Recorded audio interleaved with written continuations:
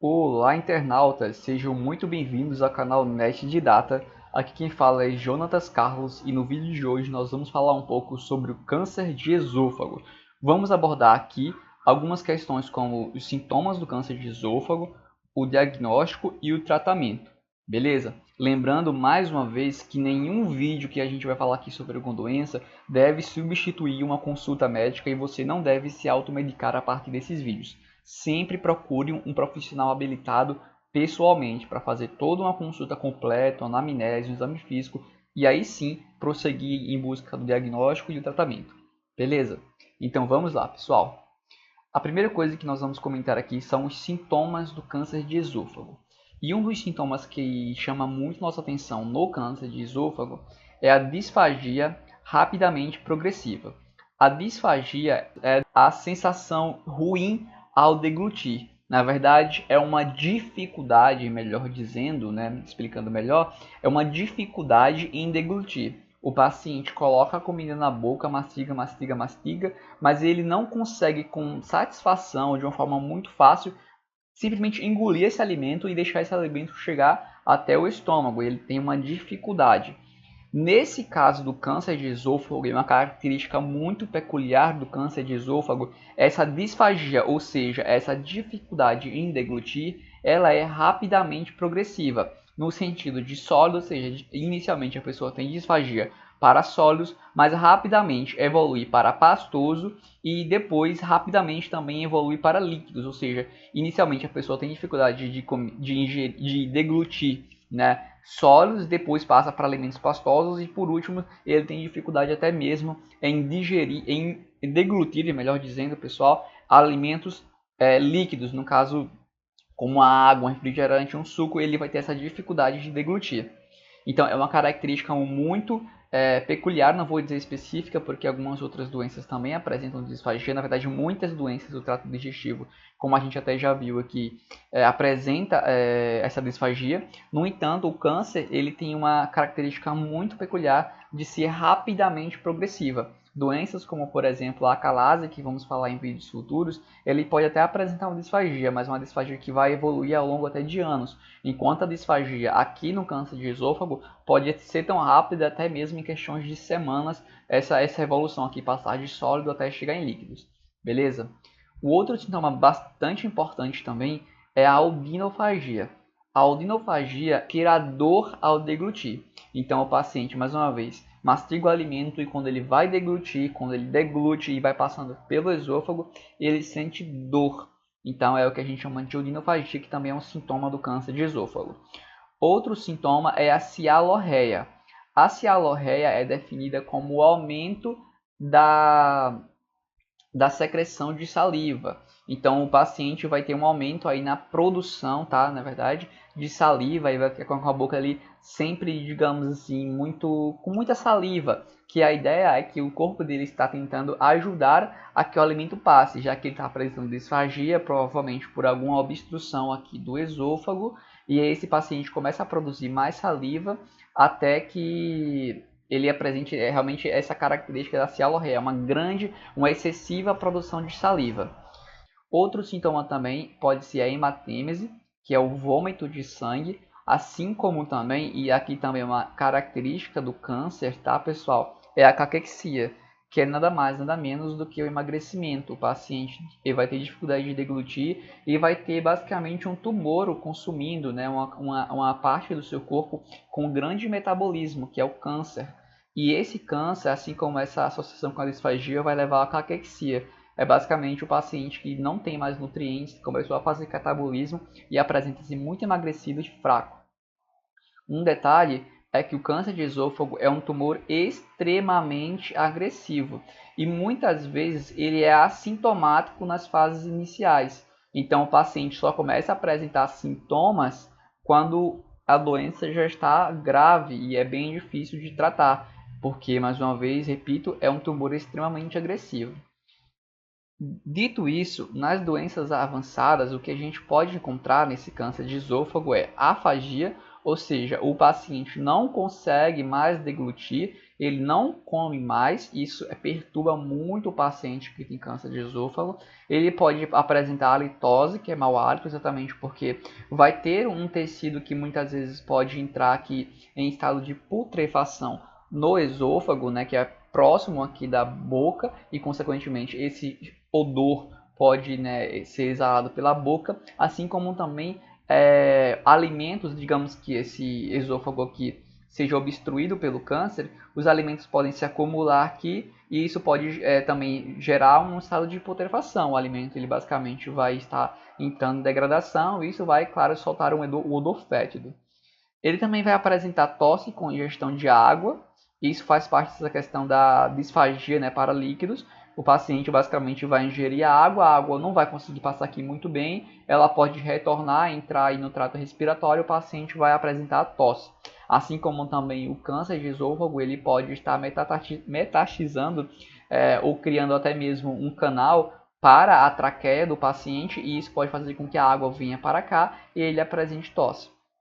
Bom, o paciente também pode apresentar em casos avançados icterícia, que é basicamente a pele do paciente, a conjuntiva do paciente, ela vai ficar amarela, dispneia, isso em casos de metástase hepática e metástase pulmonar, respectivamente na da icterícia e a dispneia, e também pode apresentar rouquidão, caso a metástase ou o próprio tumor tenha um envolvimento com o nervo laríngeo recorrente, e assim o paciente vai se apresentar rouco. Beleza? Então vamos partir aqui, né? Vimos aqui essa lista de sintomas que deve ser bem observada quando o paciente chega com esses sintomas para investigar, e nós vamos investigar posteriormente falando sobre isso na questão do diagnóstico. Mas antes disso, vamos falar um pouco sobre a histologia desse câncer, melhor dizendo. Basicamente, existem dois tipos histológicos que mais ocorrem nesse câncer de esôfago, que é o carcinoma escamoso e o adenocarcinoma. Vamos falar inicialmente sobre o carcinoma escamoso. O carcinoma escamoso ele é derivado do epitélio estratificado não queratinizado, que é o epitélio do próprio esôfago. Era, antigamente, né, o mais prevalente, mas atualmente a sua prevalência vem diminuindo em relação a outro tipo de câncer, né, que é o adenocarcinoma, outro tipo histológico. Lembrando que nos países subdesenvolvidos, o carcinoma escamoso ainda é o mais prevalente. No entanto, em países desenvolvidos, o adenocarcinoma já é mais prevalente do que o carcinoma escamoso. Já o Brasil, que é um país aí que está em desenvolvimento, por enquanto, o carcinoma escamoso é o mais prevalente. Beleza? Já em países aí desenvolvidos como alguns países da Europa, os Estados Unidos, o adenocarcinoma já é o mais prevalente. Ele se origina principalmente no terço médio do órgão, isso também é importante. Cerca de 50% dos carcinomas escamosos, né, do esôfago, ele se apresenta no terço médio do órgão. E aqui nós vamos falar agora sobre alguns fatores de risco do carcinoma escamoso. Entre eles estão os hábitos de vida, que aqui a gente pode destacar o etilismo, tabagismo e bebidas quentes. Inclusive, esse é um câncer muito prevalente no sul do Brasil, porque as pessoas têm o costume de tomar muitas comidas quentes, principalmente aí o chimarrão, e lá, por causa desses fatores aí de vida, nesses hábitos de vida, há uma associação com a maior incidência, né, do câncer, do carcinoma escamoso, no câncer de esôfago. Fatores dietéticos também são importantes, né, e doenças esofagianas, como a acalásia, que vamos falar em vídeos mais à frente, a síndrome de Plummer-Vinson e a estenose cáustica. Vale lembrar ainda, né, que fatores genéticos, como pessoas, por exemplo, que apresentam a atilose plantar, elas aí têm uma chance altíssima, altíssima de apresentar um carcinoma escamoso, beleza? Já o adenocarcinoma, né, histologicamente falando, a gente já vê aqui pelo nome, é um carcinoma que tem esse formato aqui de glândulas, né, adenocarcinoma. Ele é derivado do epitélio de Barré, que nós já falamos ali naquele vídeo do refluxo. Logo, né, ele fica localizado no terço inferior, tá? No terço inferior do esôfago. E em países desenvolvidos, como eu já falei, esse é o câncer de esôfago mais comum. Então, mais uma vez, derivado do epitélio de Barré, que é aquela metaplasia em que o terço inferior, né, o terço distal do esôfago, ele sofre essa mudança, muitas vezes associada ao refluxo, e ele basicamente toma a aparência do epitélio gástrico. Então ele vai ter aquelas células epiteliais com células intestinalizadas. E esse epitélio de Barré, como eu falei no vídeo de refluxo, é um precursor para o câncer de esôfago, nesse caso o adenocarcinoma. Fatores de risco, como eu já falei, é o epitélio de Barré, secundário à forma erosiva da esofagite de refluxo, como eu já falei, assim como também o tabagismo e a obesidade. São fatores de risco. Beleza?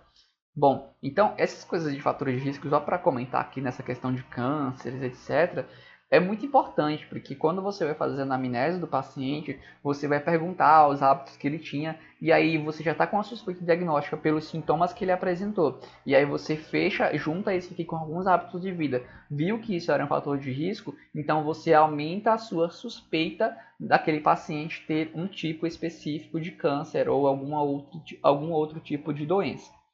Beleza? Bom, então vamos agora partir para o diagnóstico.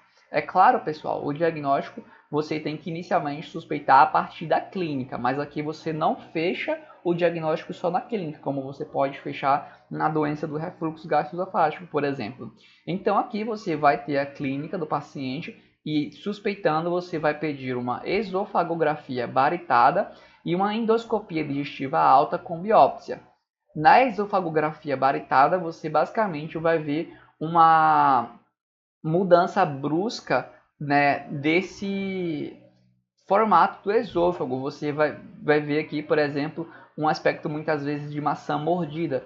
A mucosa, ela vai ser uma mucosa muitas vezes irregular, não vai ser uma coisa, por exemplo, assim, como se fosse só a mucosa aqui se impressionando aqui embaixo. Não, você vai ver que vai ser uma mucosa irregular e muitas vezes com uma mudança brusca. Não vai ser, por exemplo, em alguns problemas benignos que a mudança ela é gradual. Não, aqui você vai ter uma mudança brusca e muitas vezes a mucosa ela não vai estar aí, digamos, bem lisa. Você vai ver na esofagografia baritada que ela vai ter uma mucosa meio irregular.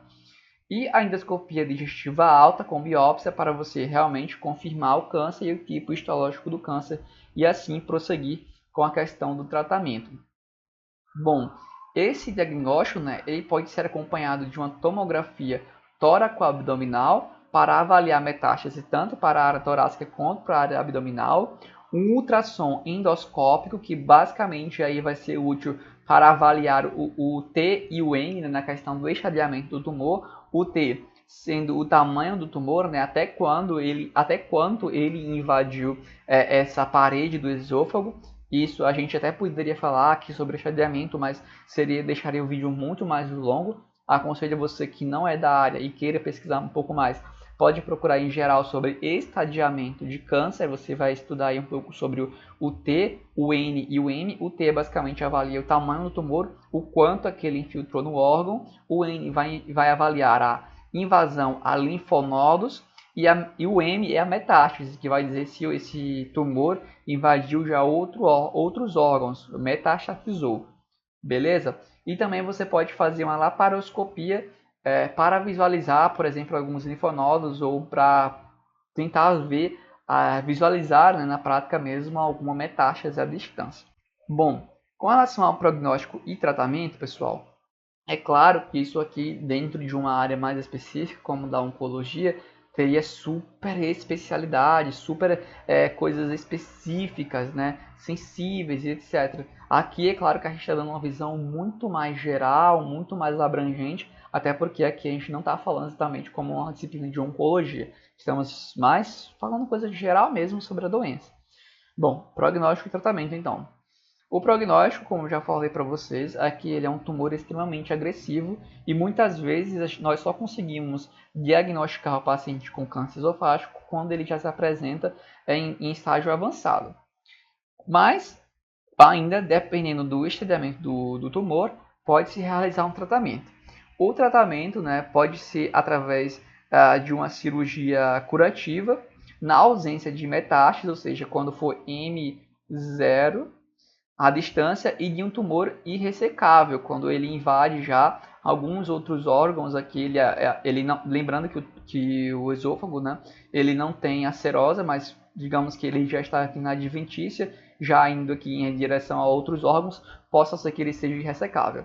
Nesses casos, é que a cirurgia curativa não vai ser realizada, ou seja, quando houver metástase e um tumor irressecável. No entanto, se eles não tiver, né, nessas, digamos assim, características, a cirurgia curativa pode ser tentada, né, como tem aqui escrito.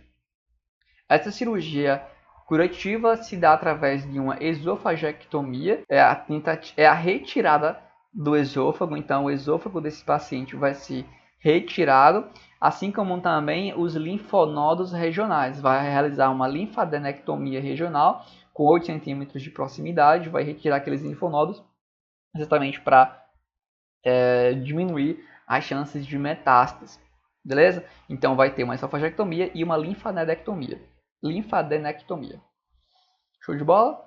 Bom, e basicamente quando isso ocorrer, né, o ideal é que, como o cara vai perder o esôfago que estaria aqui, o ideal, como tem nessa foto aqui, ele vai retirar esse esôfago e idealmente o estômago seria puxado até aqui em cima e serviria, digamos assim, como um canal que ligaria, né, esse começo aqui da faringe até um pouco do resto de alguma parte do esôfago aqui até o intestino, até o duodeno. Então é como se o estômago se transformasse no novo esôfago do paciente. Quando isso não é possível, é um pedaço do cólon que é retirado e é uma cirurgia ainda maior que substitui esse esôfago. Então fica aqui a faringe, muitas vezes um pedaço do esôfago, o colo, talvez, dependendo de como estava esse câncer do esôfago, talvez o estômago, e aí seguiria com o intestino, um pedaço do cólon até o ânus. No entanto, pessoal, em indivíduos com perda ponderal acima de 10% do peso ou uma albumina abaixo de 3,4 gramas por decilitro, há um maior risco, né, no pós-cirúrgico. Dessa forma, antes da cirurgia, a nutrição deve ser mantida através do estente esofagiano, como podemos ver nessas fotos, e também de um catéter. Esse catéter que vai estar aí, então, fazendo essa nutrição para que o paciente possa voltar a estar nutrido e, consequentemente, diminuir as chances de complicações pós-cirúrgicas. Bom, pessoal, eu espero que vocês tenham gostado desse vídeo. Foi um vídeo um pouco mais rápido, mas ainda assim bem explicativo. E, como sempre, peço para vocês encarecidamente, é uma coisa muito importante para a gente e muito simples para vocês, é de deixar o like aqui embaixo e inscrever-se no nosso canal, caso você ainda não seja inscrito. E é isso, pessoal. Vamos ficando por aqui e até os próximos vídeos. Fui!